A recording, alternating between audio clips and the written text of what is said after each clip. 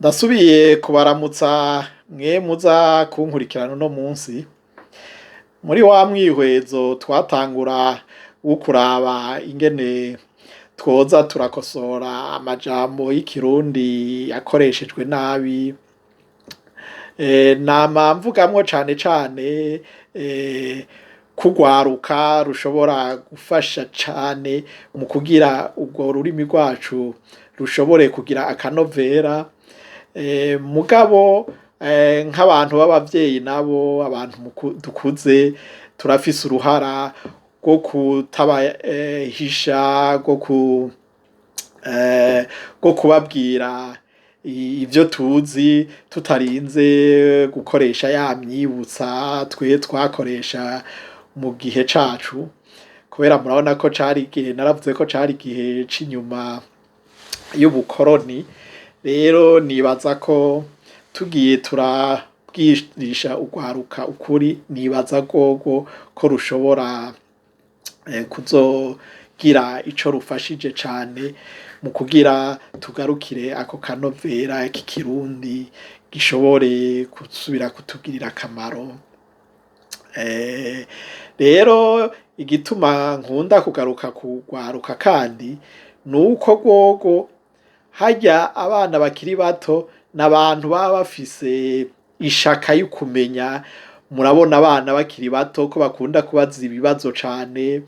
Rero kenshi aha niho abavyeyi kenshi usanga bakorera n'amakosa, ugasanga babishura ibintu bitaroranye, canke ugasanga barabahenda ngo uzobimenya niwakura, cankwe eka bagakoresha ibintu vyinshi vyerekana ko harya umwana yarashaka kumenya, niho umuvyeyi atangura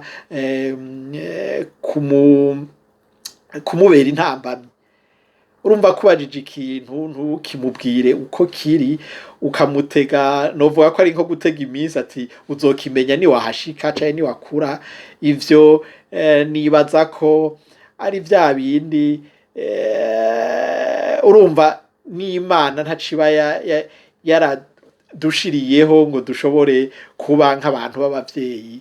Nico gituma harya ariho twari dukwiye umwana afise amatsiko canke ishaka ry'ukumenya, kubera murabona n'ibibazo vyabo ni ibibazo biba bikomeye cane. Abana ibibazo babaza kenshi urashobora no kwibaza y'ivyo bintu ariko arabikura. Mugabo bimwe nama mvuga ko umuntu wese aba ari kumwe n'Imana, harya rero niho bijya si ukuvuga siwe uba warabimwigishije, mugabo arafise ikintu kiri muri we gishaka gikeneye igisubizo kivuye kuri wa muvyeyi Imana yaha ngo uwo mwana amuvyare, cankwe mu kibano aho abaye. Umwe wese yarakwiye gusubiza ivyo bibazo umwana bariko aravuga. Aho ntihashobora no gukura azi icazi, kubera nibwo bumenyi aba ariko aratangura kurondera. Nk'akarorero gatonya nsubiye inyuma, nk'ubu murabona kenshi harya umwana akivuka ntaba aragira no kuvuga, hari n'aho ataba arabonana neza, mugabo ukabona ariko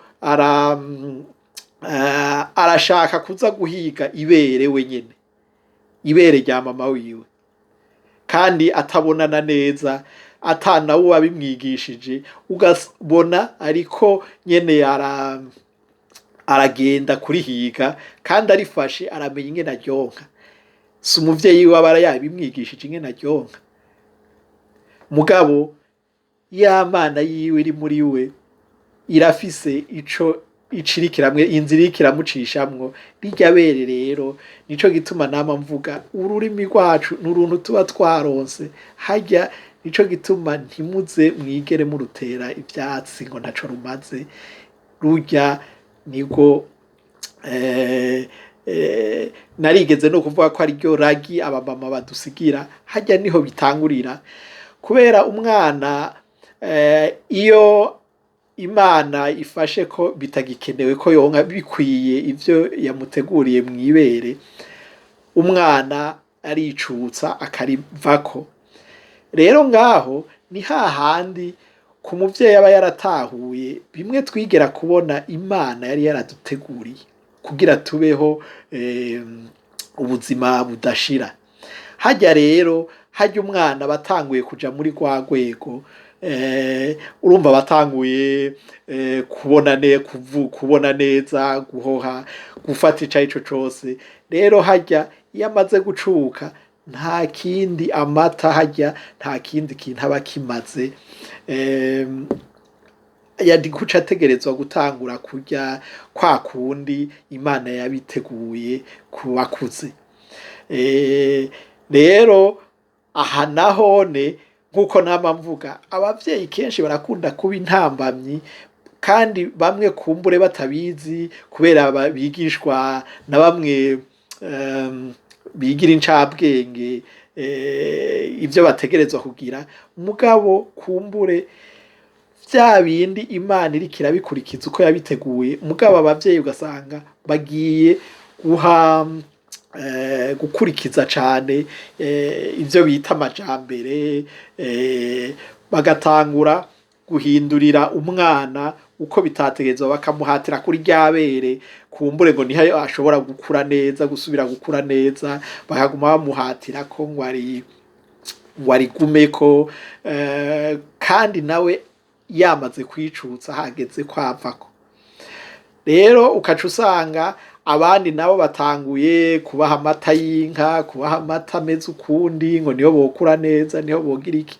Mugabo harya ic'Imana, nico gituma nama nabivuze, harya ic'Imana yateguye kurya nyene arya amata muriko muramuha y'inka, arya mumenye ntayakeneye, nta gikenewe kiri muri arya amata umwana akeneye, kubera arya amata ava mu nka Imana yari yateguriye irya nyana, irya y'inka nayo irafise igihe ivako igacuka. Naho akanda kavuze kubera naho abantu bama bibaza kumengo ibintu vy'ibikoko Imana yabiremeye ko dutegerezwa kubirya canke gufata nk'ayo mata yavyo